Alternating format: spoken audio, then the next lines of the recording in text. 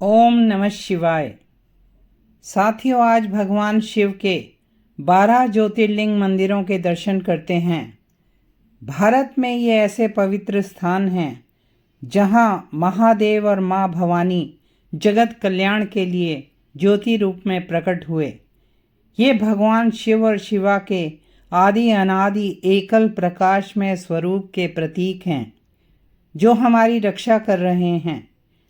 यहाँ हमें सकारात्मक ऊर्जा का अनुभव होता है जिससे हमारे मन बुद्धि के दोष और दरिद्रता नष्ट होते हैं।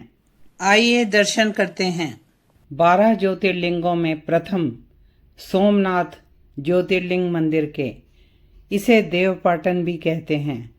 यह स्थान 2000 ईस्वी पूर्व की सिंधु घाटी की सभ्यता की साइट भी है।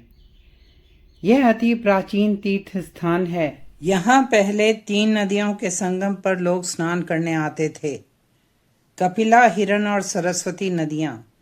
यह स्थान भारत के 5 प्रतिष्ठित और पवित्र समुद्र तटीय स्थान में से एक है। बाकी 4 हैं गुजरात में द्वारका समुद्र के साथ, उड़ीसा में पुरी, रामेश्वरम और तमिलनाडु में चिदम्बरम। पौराणिक कथाओं के अनुसार यहाँ चंद्रदेव ने, जिनका नाम सोम भी है, भगवान शिव को अपना स्वामी मानकर दक्ष के क्षयग्रस्त होने के शाप से मुक्ति पाने के लिए भगवान शिव की आराधना और तपस्या की। भगवान शिव ने प्रसन्न होकर चंद्रमा को अमरत्व का वरदान दिया तथा प्रजापति दक्ष के वचनों की भी रक्षा करने के लिए चंद्रदेव से कहा कि कृष्ण पक्ष में तुम्हारी कला क्षीण होगी और शुक्ल पक्ष में बढ़ेगी।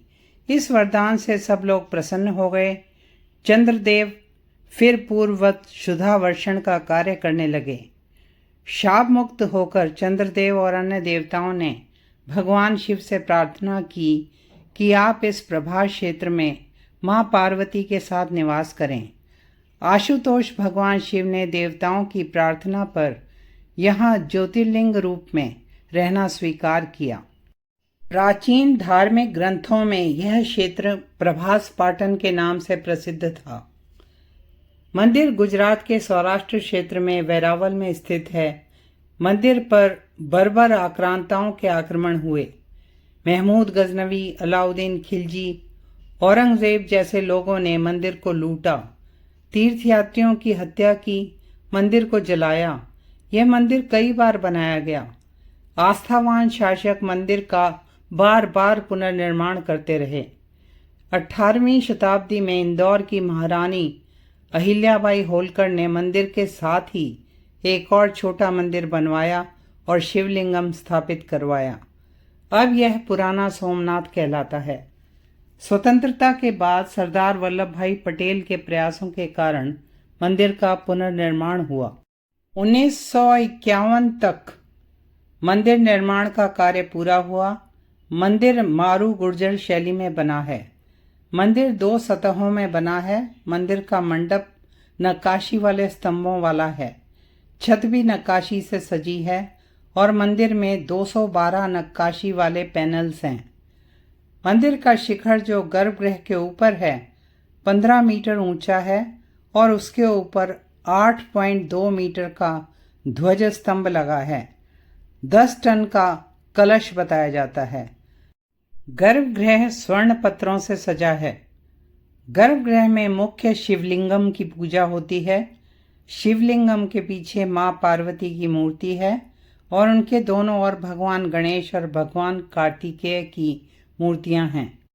गर्भगृह में केवल पुजारी पूजा करते हैं। तीर्थयात्री कुछ दूरी से दर्शन कर सकते हैं। मंदिर परिसर में हनुमान जी, गणपति जी, नवदुर्गा, माता अन्नपूर्णा, काशी विश्वनाथ जी के मंदिर हैं। मंदिर की दक्षिण दिशा में समुद्र के किनारे एक स्तंभ है, उस पर तीर रखा दिखाया गया है। यह बताया जाता है कि सोमनाथ मंदिर और दक्षिणी ध्रुव के बीच पृथ्वी का कोई भूभाग नहीं है। यह बाण स्तंभ के नाम से प्रसिद्ध है। सोमनाथ मंदिर में शाम को 1 घंटे का लाइट एंड साउंड शो आयोजित किया जाता है, जिसमें मंदिर का इतिहास देखा जा सकता है। इस प्राचीन तीर्थ में पितृ पूजा भी की जाती है। हर हर महादेव। अब दर्शन करते हैं मल्लिकार्जुन ज्योतिर्लिंग मंदिर के, जो दक्षिण भारत का कैलाश कहलाता है। यह स्थान तेलंगाना में कुर्नूल से 180 किलोमीटर और हैदराबाद से 213 किलोमीटर की दूरी पर है। यहाँ ज्योतिर्लिंग ही नहीं बल्कि 18 शक्तिपीठों में से एक शक्तिपीठ भी है, भ्रामरंबिका शक्तिपीठ। यह स्थान शक्तिपीठ के कारण, ज्योतिर्लिंग के कारण और वाइल्ड लाइफ सेंचुरी के कारण और कृष्णा नदी पर बने बांध के कारण प्रसिद्ध है। कहा जाता है आदि शंकराचार्य जी ने इस मंदिर में यात्रा करके ही शिवानंद लहरी लिखी। मंदिर अति प्राचीन है और द्रविड़ शैली में बना है। इस मंदिर का जिक्र 2री शताब्दी में भी पाया जाता है। मंदिर में 4 भव्य गोपुरम, बहुत से अन्य मंदिर और मुख्य मंदिर भगवान मल्लिकार्जुन अर्थात महादेव का और भ्रामरंबा अर्थात मां पार्वती का है। मंदिर को बाद में विजयनगर शासकों ने और शिवाजी ने आगे बढ़ाया। इस मंदिर से संबंधित 3 पौराणिक कथाएं प्रसिद्ध हैं। पहली कथा के अनुसार जब गणेश जी और कार्तिकेय जी के विवाह में यह निश्चित नहीं हो पा रहा था कि किसका विवाह पहले हो, तो शिवजी और पार्वती जी ने, जो जगतपिता और माता हैं, निश्चय किया कि जो धरती की परिक्रमा पहले करके लौटेगा उसका विवाह पहले कर दिया जाएगा। कार्तिकेय जी मयूर वाहन पर बैठकर पृथ्वी की परिक्रमा करने निकल पड़े और गणेश जी ने अपने माता पिता की ही 7 बार परिक्रमा कर ली। भगवान शिव और माता पार्वती उनके बुद्धि कौशल से प्रसन्न हुए। उन्होंने गणेश जी का विवाह सिद्धि और बुद्धि से कर दिया। सिद्धि अर्थात आध्यात्मिक शक्ति, बुद्धि अर्थात ज्ञान। कार्तिकेय जी लौटे तो उन्हें यह बात पसंद नहीं आई। भगवान कार्तिकेय कैलाश छोड़कर क्रौंच पर्वत पर चले गए। मां पार्वती पुत्र स्नेह में व्याकुल थी। उन्होंने भी शिवजी के साथ क्रौंच पर्वत की ओर प्रस्थान किया। कार्तिकेय जी ने जब सुना कि उनके माता पिता उन्हें शांत करने आ रहे हैं, तो वे 3 योजन और आगे चले गए। भगवान शिव क्रौंच पर्वत पर ज्योतिर्लिंग रूप में स्थित हुए और मां पार्वती यहाँ मल्लिका के नाम से प्रसिद्ध हुई। शिव शक्ति ज्योतिर्लिंग रूप में स्थित हुए। शिव पुराण के अनुसार पुत्र स्नेह से व्याकुल भगवान शिव और मां पार्वती हर पर्व पर अपने पुत्र को देखने यहाँ आते हैं। हर अमावस्या को भगवान शिव और हर पूर्णिमा को मां पार्वती यहाँ आती हैं। दूसरी कथा माता के भ्रामरंबा अवतार की है। अरुणासुर दैत्य ने सारे विश्व को जीत लिया और आतंकित कर रहा था। उसे तपस्या के बाद ब्रह्मा जी ने वरदान दिया था कि कोई भी 2 पैर या 4 पैर वाला जीव उसे मार नहीं सकता। माता ने भ्रामरंबा का अवतार लिया। उन्होंने पूरी मधुमक्खियों की सेना बनाई। उस सेना ने पल भर में ही अरुणासुर और उसकी सेना का वध कर दिया। मंदिर के नाम के विषय में एक कथा है कि यहाँ एक चंद्रवती नाम की राजकुमारी भगवान की पूजा मल्लिका फूलों से करती थी, इसलिए मंदिर का नाम मल्लिकार्जुन पड़ा। मंदिर से लगभग 2 किलोमीटर पहले ही साक्षी गणपति जी का मंदिर है। श्रीशैलम ज्योतिर्लिंग के दर्शन से पहले ही यात्री भगवान गणपति के पास अपनी यात्रा का विवरण लिखवाते हैं। ऐसा माना जाता है गणपति जी नोट करते हैं कि कौन कौन श्रीशैलम ज्योतिर्लिंग के दर्शन करने जा रहा है, क्योंकि मूर्ति ऐसी बनी है कि उनके एक हाथ में पुस्तक और दूसरे में कलम है। मल्लिकार्जुन ज्योतिर्लिंग का अभिषेक कृष्णा नदी के जल से किया जाता है, जो यहाँ पाताल गंगा के नाम से प्रसिद्ध हैं। नदी तक जाने के लिए 852 सीढ़ियां हैं। यह स्थान शैव और शाक्त दोनों के लिए ही महत्वपूर्ण है। शिव सती कथा प्रसंग के अनुसार यहाँ माँ की ग्रीवा गिरी। कुछ लोग कहते हैं यहाँ माँ का ऊपर का होंठ गिरा।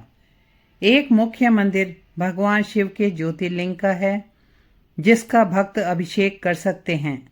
सामने नंदी जी बैठे हैं। नंदी जी धर्म के प्रतीक हैं। उनके 4 पैर तपस्या, पवित्रता, दया और सत्य हैं। वे भगवान के मुख्य गण हैं। उनकी आज्ञा के बिना कोई कैलाश नहीं जा सकता। भगवान शिव धर्म के भगवान हैं। मुख्य मंडप जहां नंदी जी विराज रहे हैं, उस मंडप में नक्काशी वाले स्तंभ हैं। मंदिर परिसर में सहस्त्र शिवलिंग हैं, जिनकी पूजा श्री राम ने की थी। 5 शिवलिंग ऐसे हैं जिनकी पूजा पांडवों ने की थी। अन्य मंदिरों में वृद्ध मल्लिकार्जुन, सहस्त्रलिंगेश्वर, शिखरेश्वर, अर्धनारीश्वर, वीरभद्र और ब्रह्मा जी के मंदिर हैं। मंदिर की दीवारों पर आकर्षक मूर्तियां बनी हैं। मल्लिकार्जुन भ्रामरंभा मंदिर के मुख्य त्योहार हैं शिवरात्रि, श्रीशैलम उगादि समारोह, श्रीशैलम दशहरा उत्सव जो 9 दिन चलता है, श्रीशैलम कुंभोत्सव, संक्रांति, कार्तिक और श्रावण मास के उत्सव। मंदिर में विशेष पूजाओं का ड्रेस कोड है। पुरुष धोती में और महिलाएं साड़ी में आ सकती हैं। मंदिर में श्रद्धालु तुलाभार करवा सकते हैं। ओम नमः शिवाय। अब दर्शन करते हैं उज्जैन के महाकाल के। उज्जैनी नगर शिप्रा नदी के दाएं किनारे पर मध्य प्रदेश में स्थित है। यह सप्तपुरियों में से एक है और भारत का नाभि स्थान कहलाता है। यह स्थान प्राचीन ग्रंथों में अनेक नामों से प्रसिद्ध है, जैसे अवंतिका, उज्जैन, अमरावती, शिवपुरी, चूड़ामणि, प्रतिकल्प आदि। उज्जैन प्राचीन काल से ही एक व्यापारिक केंद्र था। यह विद्वानों की नगरी थी। यहाँ भक्त स्नान, दान, श्राद्ध, तर्पण करते हैं। 12 सालों में यहाँ सिंहस्थ पर्व में कुंभ मेला होता है। इस स्थान पर अनेक महान कवि, शासक और तपस्वी रहे। यह भगवान शिव की तपोभूमि है। इस कारण यहाँ भगवान जागृत हैं। यहाँ महाकाल वन में भगवान विष्णु ने ब्रह्मा जी की प्रार्थना पर जगत कल्याण के लिए कुशा का आसन ग्रहण किया। इसलिए उज्जैन को कुशास्थली भी कहते हैं। यह क्षेत्र हमारे त्रिदेवों को, भगवान ब्रह्मा, विष्णु, महेश को प्रिय है। ब्रह्मा जी के वरदान से जब त्रिपुरासुर अत्याचारी हो गया, तो भगवान शिव ने त्रिपुरासुर का वध किया और इसी विजय की खुशी में यह नगर उज्जैनी कहलाया। भगवान ने महाकाल वन में ही अंधकासुर का वध किया था। स्कंद पुराण के अनुसार उज्जैन में 84 महादेव, 64 योगिनियां, 8 भैरव और 6 विनायक हैं। महाकाल मंदिर पुराणों के अनुसार प्रजापिता ब्रह्मा जी द्वारा स्थापित बताया जाता है। यह 12 ज्योतिर्लिंगों में से एक है। यह स्थान प्रागैतिहासिक काल से ही शिव पूजन स्थान रहा होगा। 6ठी शताब्दी ईसा पूर्व में मंदिर का वर्णन है। उज्जैन में मिले पंचमार्ग सिक्कों में भगवान शिव बने हुए हैं। यहाँ की लोक कथाओं के अनुसार यहाँ भगवान शिव ने अपने एक भक्त राजा चंद्रसेन की रक्षा के लिए महाकाल रूप धारण किया और उसके शत्रुओं का नाश किया। फिर अपने भक्तों के आग्रह और प्रार्थना पर भगवान ने यहीं रहना स्वीकार किया। पुराना मंदिर लकड़ी के स्तंभों पर बना था, लेकिन आज जो मंदिर है वह मराठा, भूमिजा और चालुक्य शैली में बना है। महाकालेश्वर पूरे भारत के ईष्ट हैं। भारत के समय के काल के ईष्ट हैं। मंदिर की 5 मंजिलें हैं। उनमें एक मंजिल तो अंडरग्राउंड है और मंदिर के चारों ओर ऊंची दीवारें हैं। पास में एक पवित्र जलकुंड कोटि तीर्थ कहलाता है। मंदिर के भव्य शिखर और प्रवेश द्वार हैं। शिखर आकाश को छूता हुआ प्रतीत होता है। गर्भगृह में भगवान का शिवलिंग स्वयंभू है और दक्षिणमुखी है। गर्भगृह में ही गणेश जी, मां पार्वती और कार्तिकेय जी की मूर्तियां हैं। दक्षिण में नंदी बैठे हैं।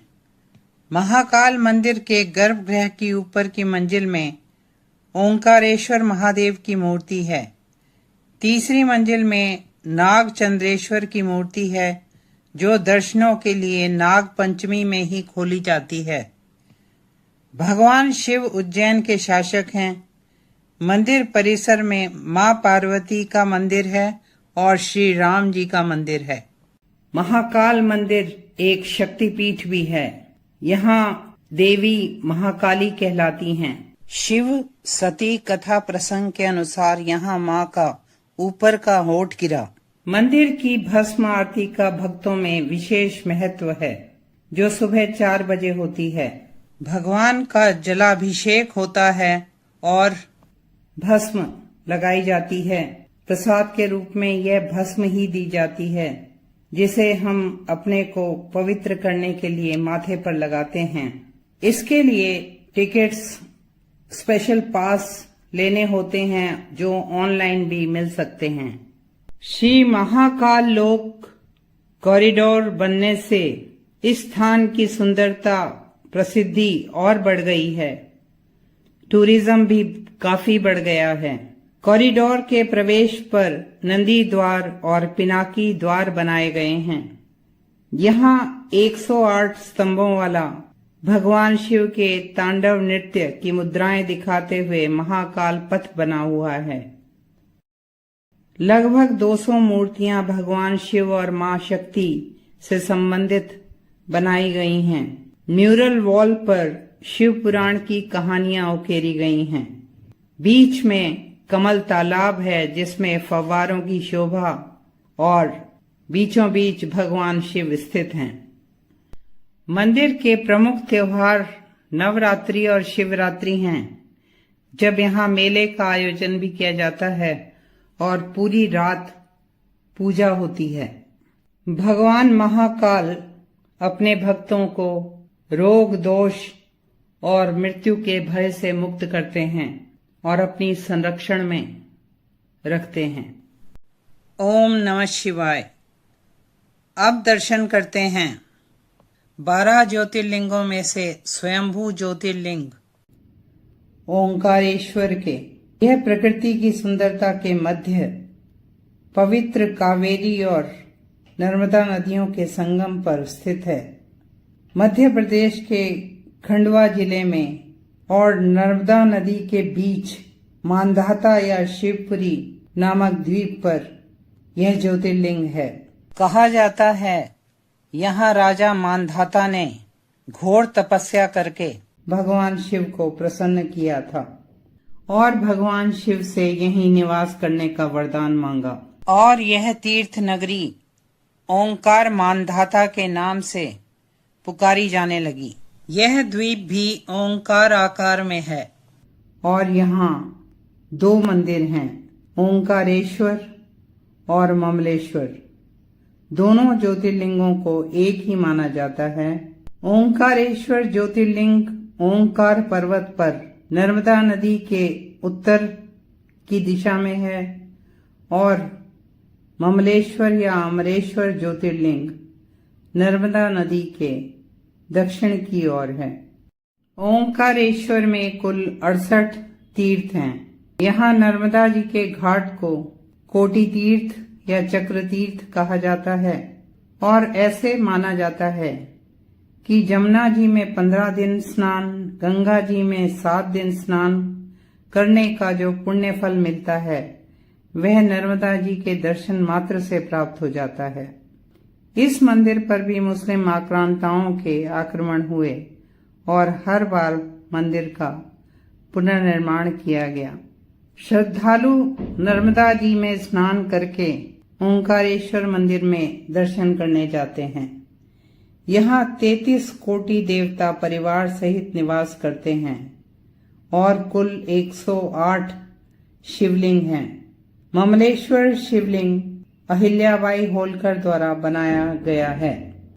कहा जाता है कि यहाँ देवी अहिल्याबाई होलकर की ओर से नित्य मिट्टी के 18,000 शिवलिंग तैयार करके ब्राह्मणों द्वारा पूजा करने के बाद नदी में विसर्जित किए जाते थे। आज यह कार्य 5 पुजारी करते हैं। पहले ओंकारेश्वर में और फिर ममलेश्वर में दर्शन किए जाते हैं। ओंकारेश्वर मंदिर नागर वास्तुकला शैली में बना है। मंदिर में बहुत ही सुंदर वास्तुकला और नक्काशी है। ओंकारेश्वर मंदिर 5 मंजिला भवन है। पहली मंजिल में ओंकारेश्वर शिवलिंग, दूसरी में महाकालेश्वर ज्योतिर्लिंग, तीसरी में सिद्धनाथ महादेव शिवलिंग है, चौथी में गुप्तेश्वर लिंग है, 5वीं मंजिल में ध्वजेश्वर शिवलिंग है। मंदिर का शिखर दूसरी मंजिल के महाकालेश्वर ज्योतिर्लिंग के ऊपर है। तीसरी, चौथी और 5वीं मंजिलों में स्थित लिंगों के ऊपर छतों पर अष्टभुजाकार आकृतियां बनी हुई हैं। पहले और दूसरी तलों के शिवलिंगों के प्रांगणों में नंदी जी की मूर्तियां हैं। मंदिर का विशाल सभा मंडप है। इसमें 60 स्तंभ हैं। कहते हैं आदि शंकराचार्य अपने गुरु गोविंद भागवत पद से एक गुफा में मिले थे। मंदिर के नीचे एक गुफा में आदि शंकराचार्य जी की मूर्ति स्थापित है। मंदिर में मुख्य तौर से 3 पूजाएं प्रतिदिन होती हैं। सुबह की पूजा टेम्पल ट्रस्ट के पुजारी करते हैं। दिन की पूजा सिंधिया राज्य के पुजारी करते हैं और शाम की पूजा होलकर राज्य के पुजारी करते हैं। यहाँ भक्तों में शयन आरती देखने का विशेष महत्व है। भगवान की सेज सजती है, उस पर चौपड़ बिछाई जाती है। कहा जाता है भगवान शिव और माँ पार्वती यहाँ शयन के लिए आते हैं और चौपड़ भी खेलते हैं। सुबह मंदिर में चौपड़ के पासे बिखरे हुए नजर आते हैं। ओंकारेश्वर ज्योतिर्लिंग के चारों ओर जल भरा रहता है। मंदिर का द्वार छोटा है, एक गुफा सी प्रतीत होती है। गर्भगृह में स्वयंभू ज्योतिर्लिंग काले पत्थर के हैं। पास में मां पार्वती जी की मूर्ति सफेद पत्थर की है। मंदिर परिसर में पंचमुखी गणेश जी की मूर्ति भी है। ओंकारेश्वर तीर्थ क्षेत्र में अनेक दर्शनीय मंदिर, मठ और आश्रम हैं। इस तीर्थ में कावेरी नदी ओंकार पर्वत का चक्कर लगाकर नर्मदा नदी से मिलती है और यह पवित्र नर्मदा कावेरी संगम बनता है। ओंकारेश्वर मंदिर में भगवान महादेव को चने की दाल चढ़ाने की परंपरा है। ओंकारेश्वर जी की परिक्रमा मार्ग में रामेश्वरम मंदिर, गौरी सोमनाथ मंदिर विशेष हैं। मंदिर के विशेष त्योहारों में शिवरात्रि, नवरात्रि, सावन अभिषेक धूमधाम से मनाए जाते हैं। यहाँ धनतेरस की पूजा का भी विशेष महत्व है। धनतेरस की सुबह कुबेर महालक्ष्मी महायज्ञ हवन होता है, जिसमें कई जोड़े पूजा के लिए बैठते हैं। इस पूजन में शामिल होने और माँ लक्ष्मी की कृपा पाने यहाँ हजारों भक्त आते हैं। नर्मदा परिक्रमा में ओंकारेश्वर मंदिर एक प्रमुख पड़ाव है। ओम नमः शिवाय। अब दर्शन करते हैं मंदाकिनी नदी के किनारे हिमालय की पर्वत श्रृंखलाओं पर उत्तराखंड के रुद्रप्रयाग जिले में स्थित केदारनाथ धाम के। यह 4 छोटे धामों में से एक धाम है। ये छोटे धाम हैं गंगोत्री, जमुनोत्री, बद्रीनाथ जी और केदारनाथ जी। 5 केदारों में से एक है। 5 केदार हैं तुंगनाथ, रुद्रनाथ, मध्य महेश्वर और कल्पेश्वर 12 ज्योतिर्लिंगों में से एक है जो सबसे ज्यादा ऊंचाई पर है। मंदिर समुद्र तल से 3583 मीटर की ऊंचाई पर है। केदारनाथ जी केदार खंड के स्वामी हैं। मंदिर ठंडे जलवायु के कारण आमतौर से अक्षय तृतीया से कार्तिक पूर्णिमा में आम श्रद्धालुओं के लिए खोला जाता है। सर्दियों में 6 महीने भगवान केदारनाथ जी का विग्रह भव्य उत्सव के साथ डोली में पूजन के लिए ऊखीमठ के ओंकारेश्वर मंदिर में ले जाया जाता है। मंदिर के मुख्य पुजारी कर्नाटक के वीर शैव संप्रदाय के होते हैं और सर्दियों में बाबा केदार के विग्रह को डोली में बिठाकर वे ही ओंकारेश्वर मंदिर ले जाते हैं। साथ में गढ़वाल आर्मी रेजिमेंट बैंड्स की मधुर धुन होती है और 6 महीने बाद उत्सव के साथ भगवान की डोली केदार खंड में वापस आती है। केदारनाथ मंदिर भारी ग्रे पत्थरों की इंटरलॉकिंग से बना है। मंदिर पहाड़ी शैली में एक चबूतरे पर है। मंदिर के गर्भगृह में स्वयंभू शिवलिंग हैं। एक छोटा सा स्तंभ वाला कमरा है जो स्वर्ण पत्रों से सजा है। साथ में मां पार्वती हैं और दीपक जलता है। साथ के मंडप में 5 पांडवों की और द्रौपदी जी की मूर्तियां हैं। श्री कृष्ण और वीरभद्र भी दीवार पर उकेरे गए हैं। बाहर नंदी जी बैठे हैं। मंदिर के बाहर परिक्रमा मार्ग है। मंदिर का निर्माण पांडवों द्वारा बताया जाता है। यहाँ द्वापर युग में पांडवों ने शिवजी को प्रसन्न करने के लिए तपस्या की। महाभारत युद्ध में अपने भाइयों की हत्या के पाप से पांडव मुक्त होना चाहते थे। भगवान शिव इसी कारण उनसे मिलना नहीं चाहते थे और गुप्त काशी में वे नंदी के रूप में विचर रहे थे। पांडव भीम ने भगवान शिव को पहचान लिया, लेकिन वे भूमि में लुप्त हो गए और फिर प्राचीन कथाओं के अनुसार उनकी पीठ केदारनाथ में, हाथ तुंगनाथ में, मुंह रुद्रनाथ में, नाभि भाग मध्य महेश्वर में और बाल कल्पेश्वर में दिखे। इन 5 स्थानों में पांडवों ने शिव मंदिर बनवाए जो पंच केदार कहलाए। पंच केदारों के दर्शन के बाद बद्रीनाथ जी जाना आवश्यक बताया जाता है। पांडवों ने केदारनाथ जी में तपस्या की, यज्ञ किया और फिर स्वर्गारोहिणी का रास्ता लिया। केदारनाथ जी के आसपास पांडवों के कई चिन्ह मिलते हैं। राजा पांडु के नाम से पांडुकेश्वर है। यहाँ स्थानीय लोग पांडव लीला करते हैं। केदारनाथ जी से जुड़ी दूसरी कथा शिव पुराण में है। शिव पुराण भगवान शिव का वांग्मय रूप है। इसमें लिखा है भगवान विष्णु ने नर नारायण अवतार में बद्रीवन में पार्थिव शिवलिंग बनाकर शिव पूजन किया। उनकी पूजा से भगवान प्रसन्न हुए और प्रकट हुए और नर नारायण से वरदान मांगने को कहा। नर नारायण ने सर्व कल्याण के लिए भगवान शिव को यहाँ रहने को कहा और भगवान शिव यहीं ज्योतिर्लिंग रूप में स्थापित हो गए। केदारनाथ जी के मंदिर तक पहुंचने के लिए गौरी कुंड से ट्रैकिंग शुरू होती है। ये 22 किलोमीटर की ट्रैकिंग है। इस स्थान पे मां पार्वती जी ने शिव जी को वर रूप में पाने के लिए तपस्या की थी। यहाँ गर्म पानी के स्प्रिंग से बना जलकुंड है जिसमें स्नान करके भक्त केदारनाथ जी की ओर प्रस्थान करते हैं। पूरी ट्रैकिंग के मुख्य स्थान हैं जंगल चट्टी, भीमबली, रामबाड़ा, लिंचौली और रुद्र पॉइंट। जो तीर्थयात्री ट्रैकिंग नहीं कर पाते उनके लिए गौरी कुंड से ही पौनी, खच्चर, पालकी आदि मिल जाते हैं जिसके उचित दाम सरकार ने लिखे होते हैं।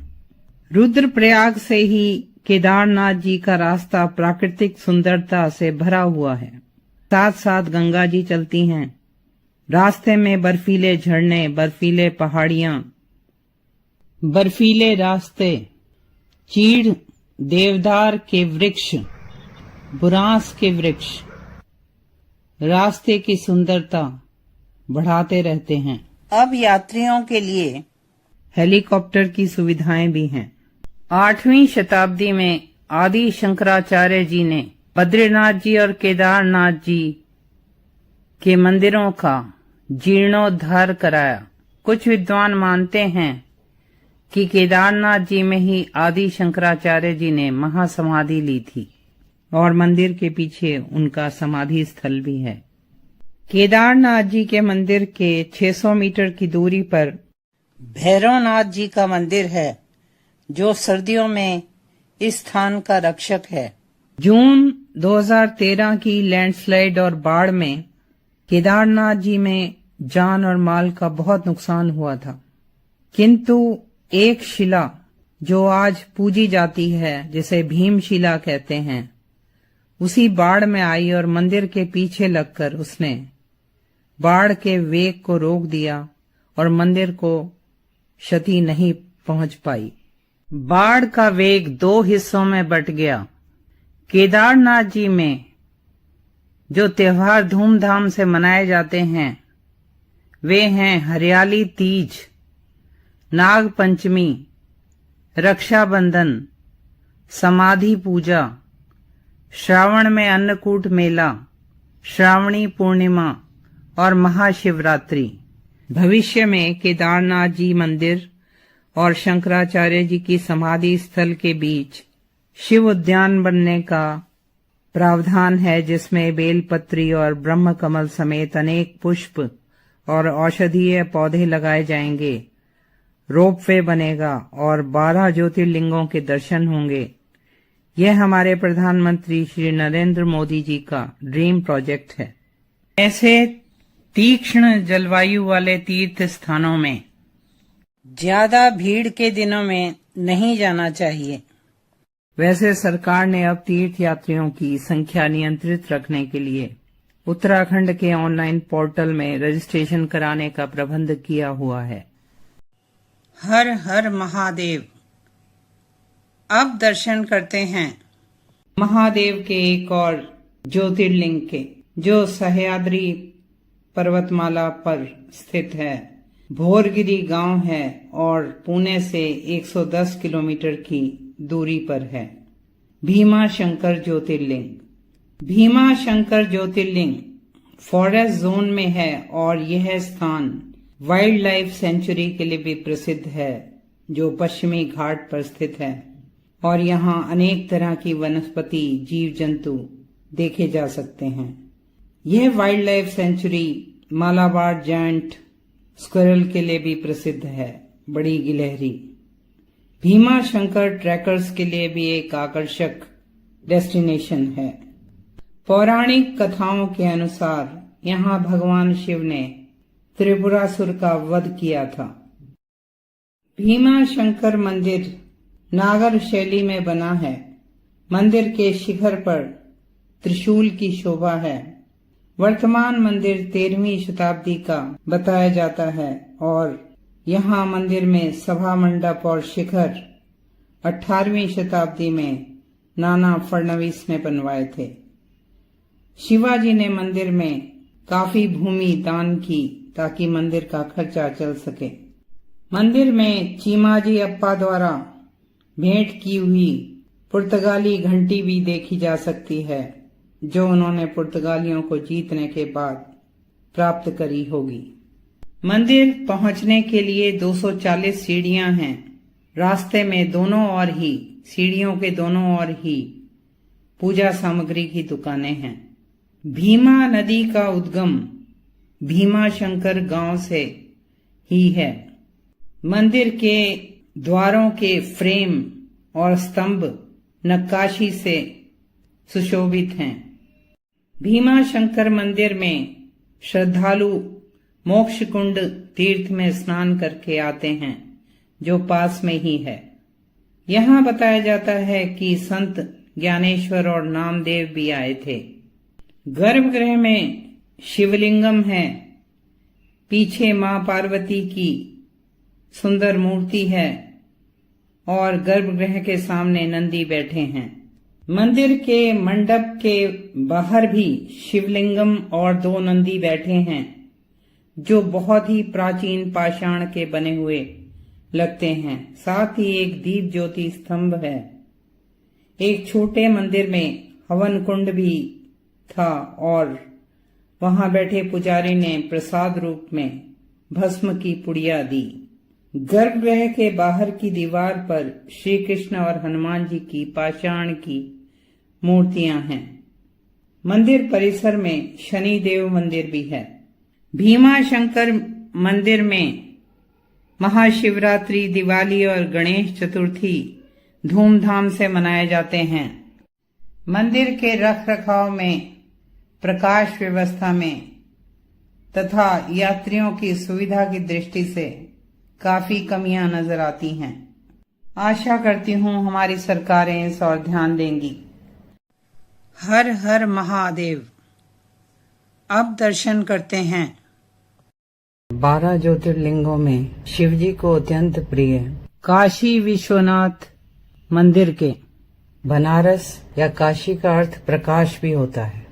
यह मंदिर काशी में गंगा के पश्चिमी किनारे पे स्थित है। यहाँ भगवान श्री विश्वनाथ कहलाते हैं। यह भगवान शिव का स्वर्ण मंदिर भी कहलाता है।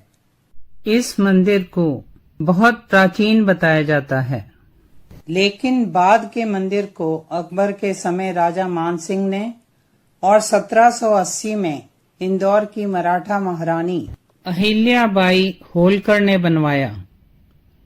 इस तीर्थ पर भी बर्बर आक्रांताओं के आक्रमण हुए और हर बार श्रद्धालुओं ने, भक्तों ने मंदिर का पुनर्निर्माण करवाया। काशी सप्तपुरियों में से एक है। भगवान शिव इस क्षेत्र के राजा हैं। यहाँ गंगा में स्नान और काशी विश्वनाथ के दर्शन मोक्ष का द्वार खोल देते हैं। मंदिर 3 भागों में विभक्त है। 2 भागों के ऊपर शिखर हैं, एक भाग के ऊपर गुंबद है। एक शिखर और गुंबद स्वर्ण पत्रों से सुसज्जित है। एक शिखर पर झंडा और त्रिशूल भी है। यहाँ हर दिन हजारों भक्त दर्शन के लिए आते हैं। कहा जाता है 1835 में महाराणा रणजीत सिंह ने मंदिर के गुंबद पर स्वर्ण पत्र चढ़ाने के लिए 1 टन सोना भेंट किया। अन्य राज परिवार और धनी व्यक्ति भी मंदिर में समय समय पर कीमती भेंट करते थे। दिसंबर 2021 में काशी विश्वनाथ कॉरिडोर का प्रधानमंत्री श्री नरेंद्र मोदी जी ने इनॉग्रेशन किया, जिसमें मंदिर से मां गंगा पर ललिता घाट तक का रास्ता बनाया गया। इस क्षेत्र में जो निर्माण कार्य हुए उसके दौरान 40 से ज्यादा अति प्राचीन मंदिर मिले। मंदिर के फूलों को एक कंपनी रिसाइकल करके अगरबत्ती बना रही है। मंदिर के गर्भगृह में ज्योतिर्लिंग चांदी की वेदी पर है। मुख्य मंदिर के साथ काल भैरव, कार्तिकेय, अविमुक्तेश्वर, विष्णु भगवान, गणेश जी, शनि भगवान, शिव पार्वती के छोटे मंदिर भी हैं। मंदिर परिसर के उत्तर की ओर एक ज्ञानवापी कुआं है। कहा जाता है मुगल आक्रमण के समय मंदिर के मुख्य पुजारी को शिवलिंगम को लेकर इसी कुएं में कूदना पड़ा।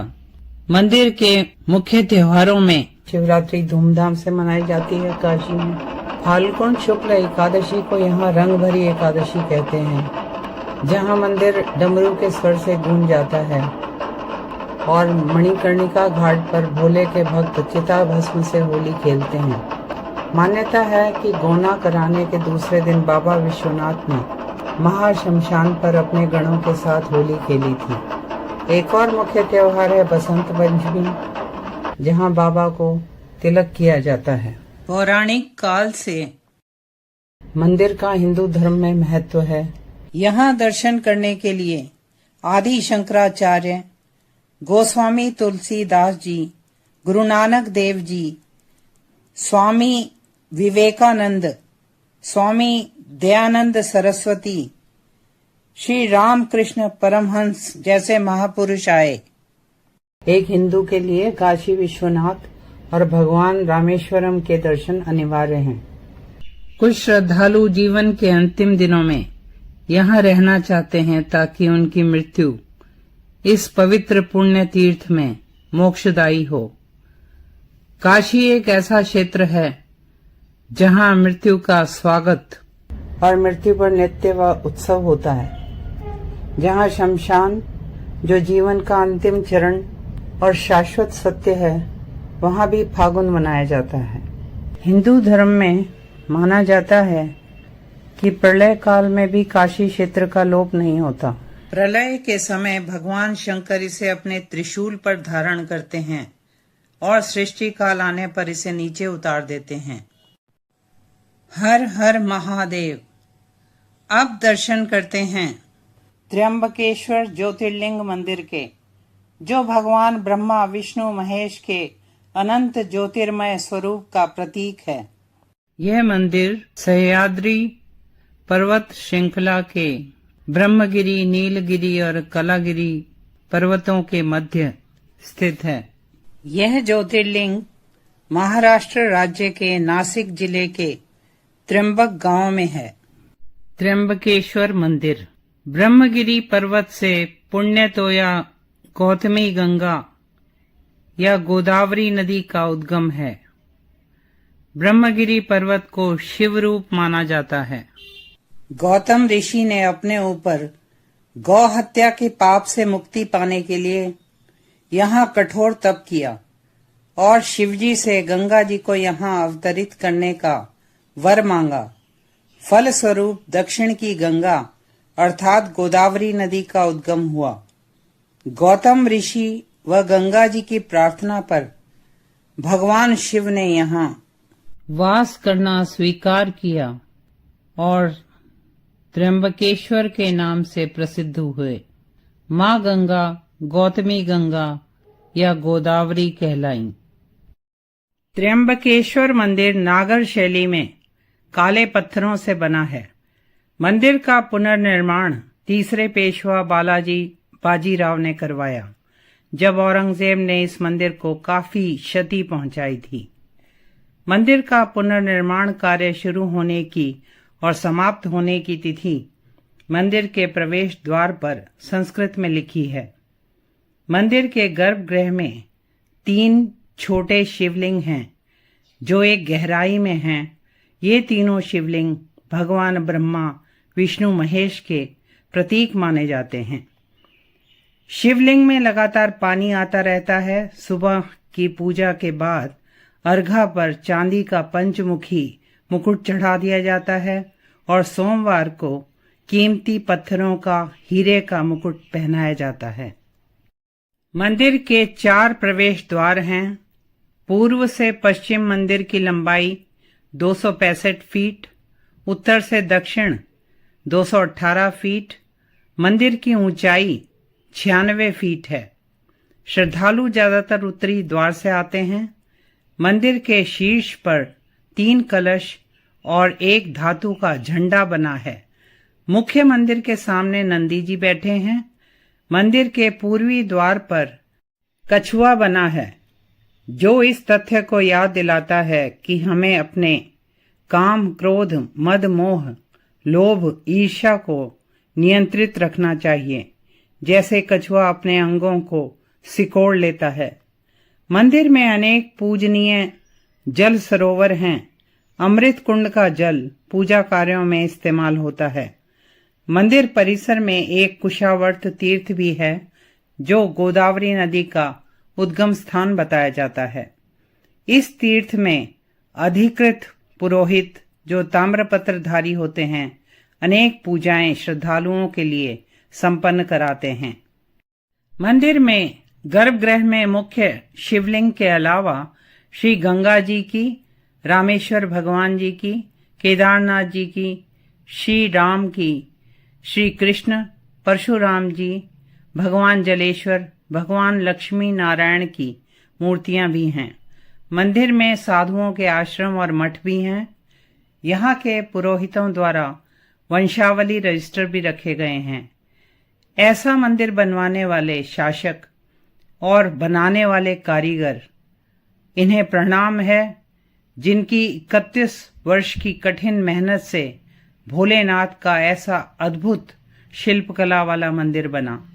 इसमें कहा जाता है 48 ऊंट, 85 हाथी, 112 घोड़ों ने मकराना राजस्थान से संगमरमर लाने का कार्य किया। 16 फरवरी 1756 में शुक्रवार के दिन महाशिवरात्रि के पर्व पर मंदिर का पुनर्निर्माण कार्य संपन्न हुआ। मंदिर में धूमधाम से पूजा अर्चना शुरू हुई। शिव पुराण के अनुसार जब बृहस्पति सिंह राशि पर आते हैं, तब सभी देवता तीर्थ तथा पुण्य क्षेत्र गौतमी तट पर आकर निवास करते हैं। यह विश्व में एकमात्र ज्योतिर्लिंग है जिसमें हमारे त्रिदेव भगवान ब्रह्मा, विष्णु, महेश विराज रहे हैं। यहाँ किए पुण्य कर्मों का अक्षय फल होता है। ओम नमः शिवाय। अब दर्शन करते हैं वैद्यनाथ मंदिर के, जिसे बाबा वैद्यनाथ धाम भी कहा जाता है। यह 12 ज्योतिर्लिंगों में से एक है। वैद्यनाथ मंदिर का महत्व एक शक्तिपीठ के रूप में भी है।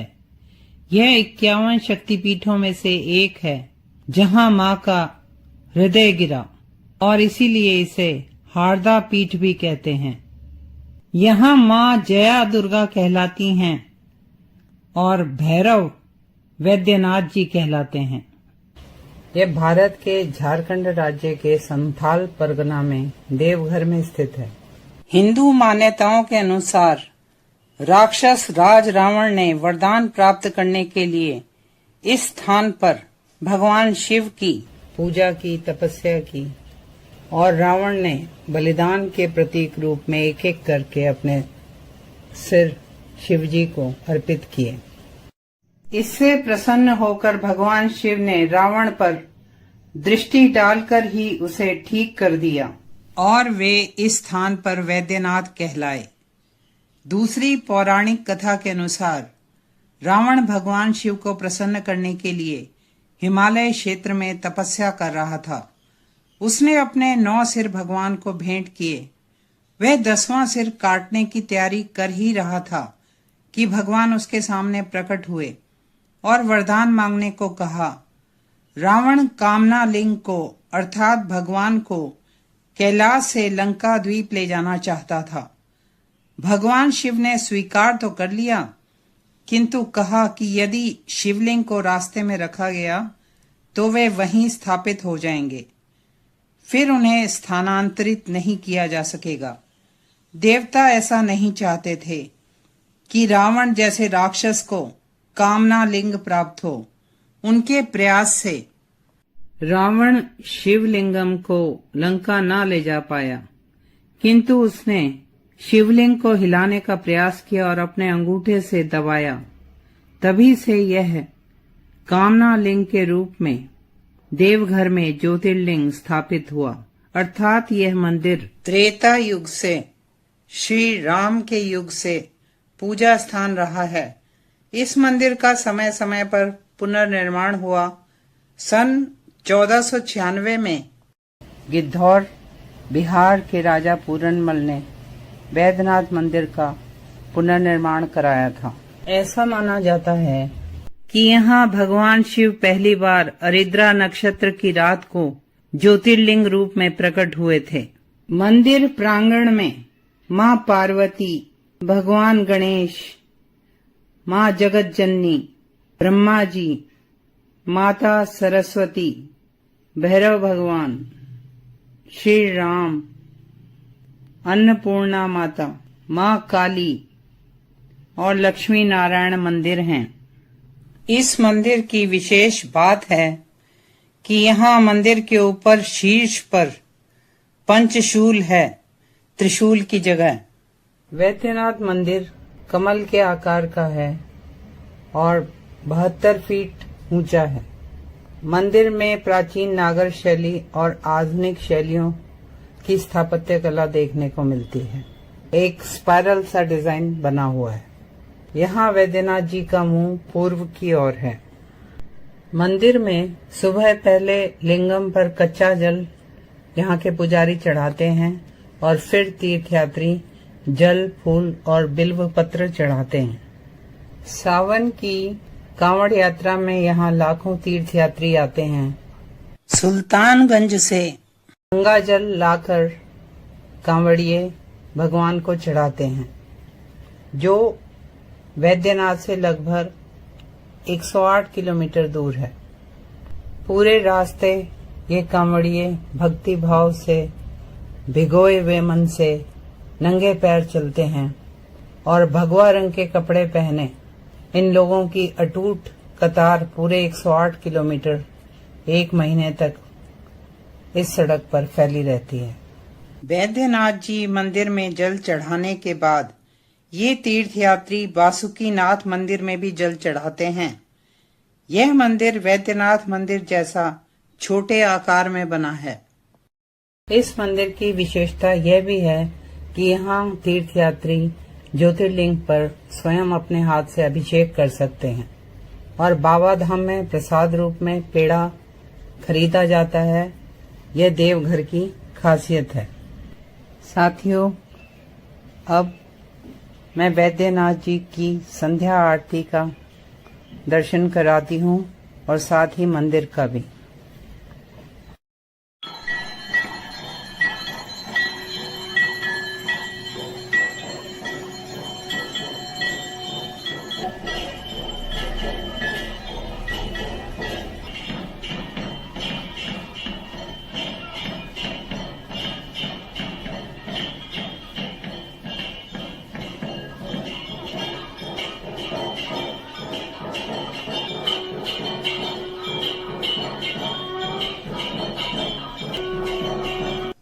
हर हर महादेव।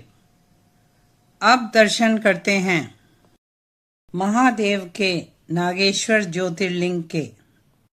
भगवान शिव जगत के स्वामी हैं, नागों के भी स्वामी हैं। नागों के आभूषण धारण करते हैं और कंठ में विष धारण करते हैं। आज भगवान शिव के नागेश्वर ज्योतिर्लिंग की आराधना करते हैं। शिव पुराण के अनुसार नागेश्वर ज्योतिर्लिंग दारुका वन में है। इस संबंध में जो कथा प्रचलित है वह है, सुप्रिय नाम का एक धर्मात्मा वैश्य था। वह भगवान शिव का भक्त था। उसकी शिव भक्ति से दारुक नामक राक्षस को ईर्ष्या होती थी। वह विघ्न डालने की कोशिश करता था। उसने सुप्रिय को बंदी बना लिया और अपने अनुचरों को सुप्रिय को मारने का आदेश दिया। सुप्रिय मन ही मन भगवान से अपनी रक्षा की प्रार्थना कर रहा था। भगवान ज्योतिर्लिंग रूप में प्रकट हुए। उन्होंने सुप्रिय को अपना पाशुपत अस्त्र दिया, जिससे सुप्रिय ने राक्षस दारुक को मार डाला और वह शिव धाम को चला गया। भगवान का ज्योतिर्लिंग सरोवर में छुप गया और पांडवों को श्री कृष्ण द्वारा नागेश्वर ज्योतिर्लिंग का महत्व बताने के बाद उन्होंने अखंड पत्थरों का मंदिर बनाया और उसमें ज्योतिर्लिंग नागेश्वर स्थापित किया। तभी से भगवान शिव नागेश्वर और माता पार्वती नागेश्वरी रूप में पूजे जाते हैं। नागेश्वर ज्योतिर्लिंग के स्थान के विषय में 3 मत हैं। एक मत है कि गुजरात में गोमती द्वारका के बीच दारुका वन क्षेत्र में शिवलिंग स्थापित है। इस मंदिर के बाहर शिवजी की 80 फीट की ऊंची और 25 फीट चौड़ी विशाल प्रतिमा है। लेकिन यदि दारुका वन का अर्थ देवदार के वृक्षों का वन माना जाए तो वे काफी ऊंचाई में उगते हैं। यह मंदिर नया बना हुआ है। द्वारका नागेश्वर मंदिर में भक्त शिवलिंग के पास अभिषेक पूजा भी करा सकते हैं और यहाँ भी ड्रेस कोड है। पुरुष धोती में और महिलाएं साड़ी में पूजा करवा सकती हैं। यहाँ सौभाग्य के लिए चांदी के नाग नागिन का जोड़ा चढ़ाने की प्रथा है। इस ज्योतिर्लिंग के ऊपर एक चांदी का बड़ा नाग स्थापित है और ज्योतिर्लिंग के पीछे मां पार्वती की प्रतिमा है। नागेश्वर ज्योतिर्लिंग के स्थान के विषय में दूसरा मत है कि यह ज्योतिर्लिंग महाराष्ट्र के हिंगोली जिले में औंढा गांव में स्थित है और यहाँ यह मंदिर महाभारत काल का बताया जाता है। यह औंढा नागनाथ मंदिर कहलाता है। इस मंदिर की वास्तुकला प्राचीन है और यह वन क्षेत्र में है। औरंगजेब के आक्रमण से पहले कहते हैं यह 7 मंजिला मंदिर था और उसके आक्रमण के बाद महारानी अहिल्याबाई होलकर ने मंदिर का मराठा शैली में पुनर्निर्माण कराया। यहाँ ज्योतिर्लिंग धरती की सतह से नीचे है। इस मंदिर में नामदेव की शिव भक्ति प्रसिद्ध है। मंदिर में एक मंदिर छोटे ज्योतिर्लिंगों का 12 ज्योतिर्लिंगों का मंदिर है। 108 अन्य मंदिर शिवजी के लिए समर्पित हैं। यहाँ मुख्य मंदिर के पीछे नंदी स्थित हैं। औंढा नागनाथ मंदिर में माघ के महीने में मेला लगता है। नागेश्वर ज्योतिर्लिंग के स्थान के विषय में तीसरा मत है कि नागेश्वर ज्योतिर्लिंग उत्तराखंड में अल्मोड़ा से 17 मील आगे जोगेश्वर तीर्थ में है, जिस पर मैंने विस्तृत वीडियो बना रखी है। इससे 1.5 मील की ऊंचाई पर देवदार के सघन वृक्षों के बीच नदी के तट पर नागेश्वर ज्योतिर्लिंग स्थित है। जागेश्वर धाम में पाषाण के मंदिर हैं और ASI के अनुसार ये मंदिर 2500 साल पुराने हैं। कहा जाता है आदि शंकराचार्य जी ने केदारनाथ जी जाने से पहले यहाँ कई मंदिरों का पुनर्निर्माण कराया और इस परिसर में छोटे बड़े 125 मंदिर हैं। जागेश्वर वैली ऑफ गॉड्स कहलाता है। यह क्षेत्र पुरातत्व विभाग द्वारा संरक्षित है और जागेश्वर में मानसून मेला और शिवरात्रि में धूमधाम रहती है। ओम नमः शिवाय। अब दर्शन करते हैं रामेश्वरम ज्योतिर्लिंग मंदिर के। हमारे पवित्र ग्रंथों में, रामायण में, पुराणों में, हमारी सभ्यता संस्कृति में, हमारे तीर्थों में रामेश्वरम का प्रमुख स्थान है। रामेश्वरम इंडियन मेनलैंड से पंबन ब्रिज से जुड़ा है। यह तमिलनाडु के रामनाथपुरम जिले में स्थित है और गल्फ ऑफ मन्नार में शंख आकार का यह सुंदर द्वीप है। रामेश्वरम श्रीलंका से सबसे करीब है। 12 ज्योतिर्लिंगों में से यह सबसे दक्षिणी बिंदु में है।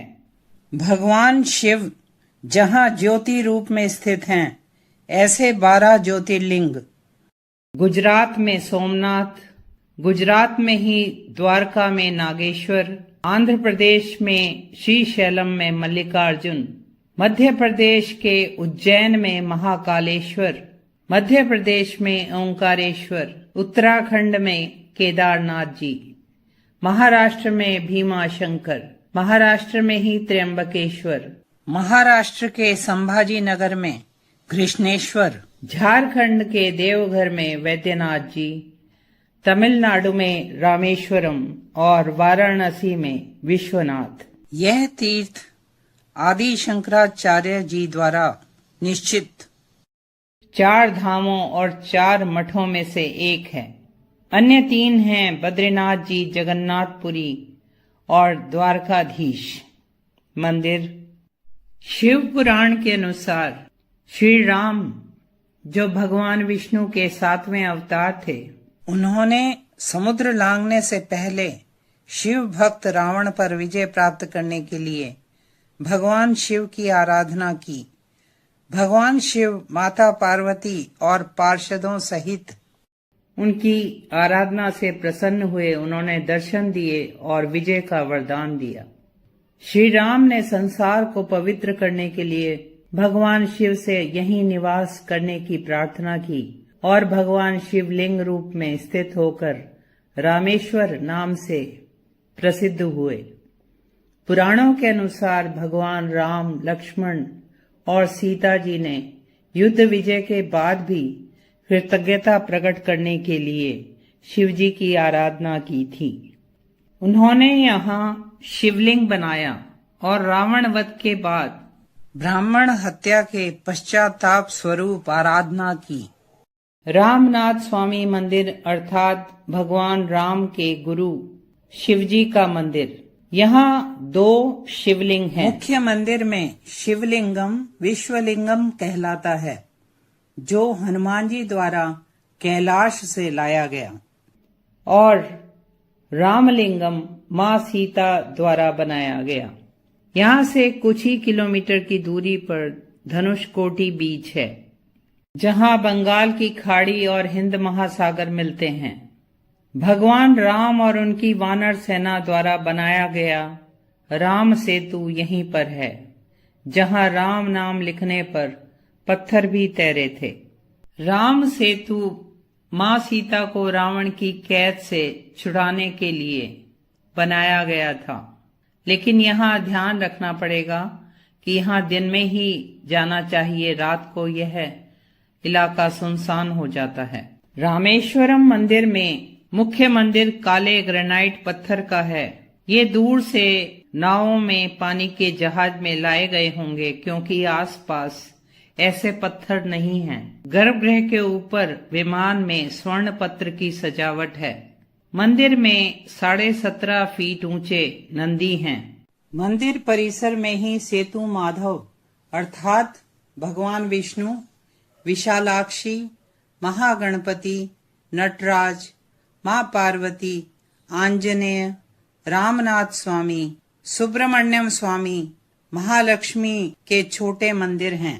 रामेश्वरम मंदिर में भारत का सबसे लंबा सुंदर चित्रकारी वाला गलियारा है, जिसमें 1212 स्तंभों पर नक्काशी है, रंगीन छत है और सारे गलियारों की लंबाई 3850 फीट होगी। मंदिर में 22 तीर्थ जलकुंड हैं, जिनका अलग अलग तापमान है। पहले भक्त समुद्र में स्नान करते हैं, फिर 22 कुओं से जल लेकर स्नान किया जाता है और फिर ज्योतिर्लिंग के दर्शन करते हैं। एक हिंदू के लिए आत्म मुक्ति के लिए वाराणसी और रामेश्वरम के दर्शन करना आवश्यक बताया जाता है। मंदिर में भव्य गोपुरम और मंडप हैं। मंदिर का प्रवेश द्वार का गोपुरम 40 मीटर का है और राजगोपुरम 53 मीटर ऊंचा है। मंदिर को बढ़ाने का कार्य, निर्माण का कार्य और सौंदर्यीकरण का कार्य समय समय पर दक्षिण भारत के शासकों और धनी लोगों ने करवाया। रामेश्वरम और राम सेतु तो काफी प्राचीन हैं, लेकिन रामनाथ स्वामी मंदिर 800 वर्ष पुराना ही बताया जाता है। यह मंदिर पांड्य वंश के समय बढ़ाया गया। मंदिर के मुख्य त्योहार हैं महाशिवरात्रि, वसंतोत्सव, तिरुकल्याणम और नवरात्रि। भगवान शिव और माँ पार्वती से प्रार्थना है कि हमारे मन, आत्मा, बुद्धि और शरीर की आंतरिक और बाह्य दरिद्रता को दूर करें। हर हर महादेव। अब दर्शन करते हैं घृष्णेश्वर ज्योतिर्लिंग मंदिर के, जिसे घुष्मेश्वर, कुसुमेश्वर भी कहते हैं।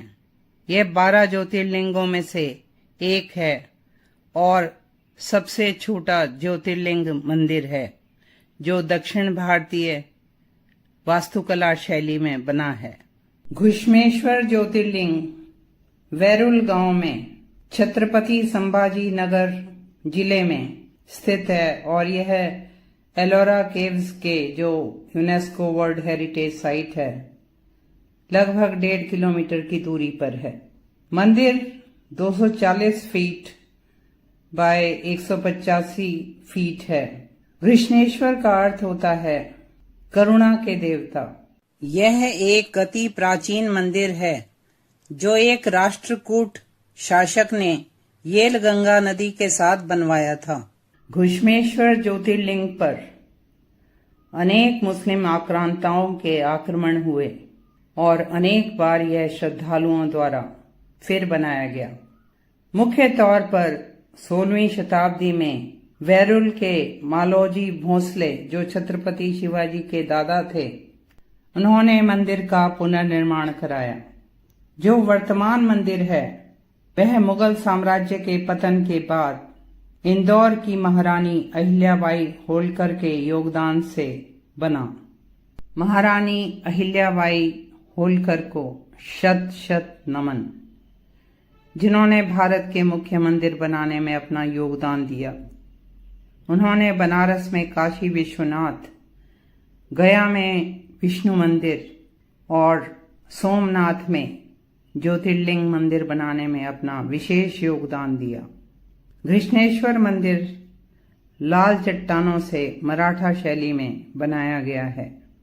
शिखर 5 सतह का है जिस पर कलश है और शिखर पर ध्वजा लहरा रही है। मंदिर में भगवान विष्णु के दशावतार दिखाए गए हैं। भगवान शिव की जीवन लीला, शिव विवाह दिखाए गए हैं।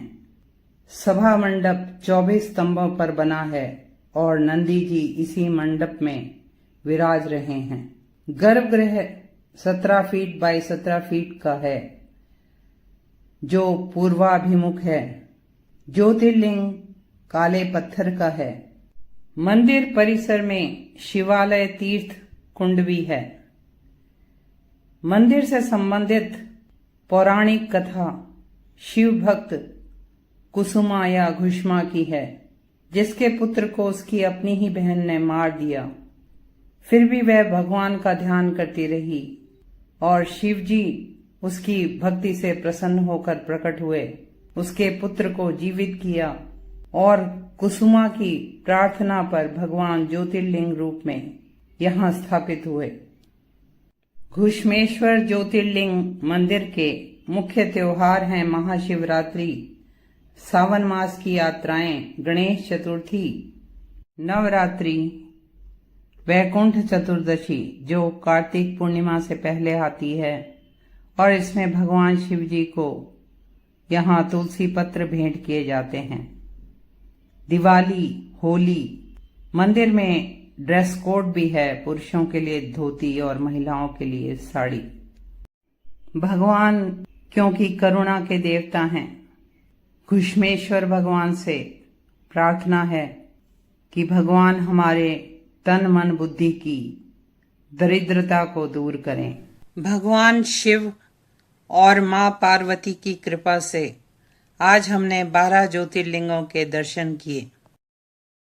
साथियों, ऐसे दिव्य स्थानों के दर्शन करने के लिए और दिव्य स्थानों की जानकारी पाने के लिए तुरंत इस चैनल को सब्सक्राइब करें और इस वीडियो को लाइक और शेयर करें। हर हर महादेव।